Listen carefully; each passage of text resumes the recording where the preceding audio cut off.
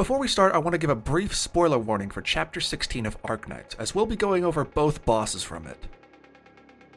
With that out of the way, let's start with the rampaging abnormal Mangler Beast, or the Cocaine Bear, or the Ragebait Bear, or Freddy Fazbear, or whatever you want to call it. I'm surprised this thing got its own boss fight considering how brief its appearance is. On the surface, it's just a mangler completely covered in originium. So much so, however, that monster just straight up says that its physiology is basically getting twisted with that of the predecessors, hence it having a weirdly human-like hand in its CG and walking on two legs. Hell, it throws boulders in its boss fight, so this thing might as well just be the Hulk in a fursuit. I do think this boss would have been much cooler if it were introduced earlier in Arknights' history though, as something that maybe hinted toward the origins of Terrans. Speaking of implications though, does this mean that something like this could happen to something like one of the Hound enemies? Would that make some kind of originium werewolf? I'm not the foremost expert on the subject and ultimately can't say anything concrete on its implications, but it's interesting nonetheless, and helps add a layer of intrigue to a boss that's already quite memorable thanks to its presentation, even if it only shows up for like 5 minutes. Now we move on to the Yorodstva? I hope to God I'm pronouncing that right.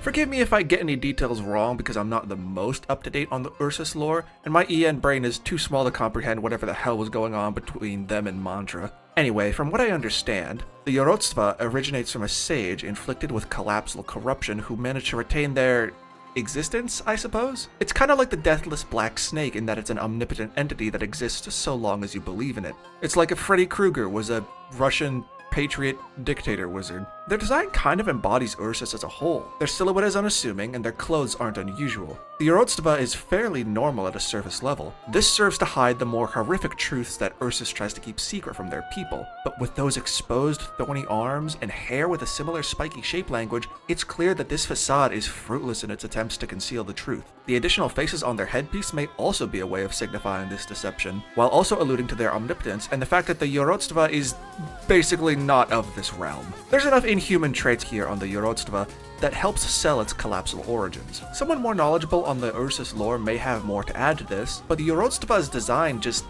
doesn't really do anything wrong. Like maybe they could have implemented some of the more cosmic aspects of the collapsals mainly seen on Crescelysion, but even that doesn't really feel necessary. The Yorodstva's design doesn't blow me away, it's not flashy or particularly a standout, but I can't deny that the design does pretty much exactly what it sets out to do.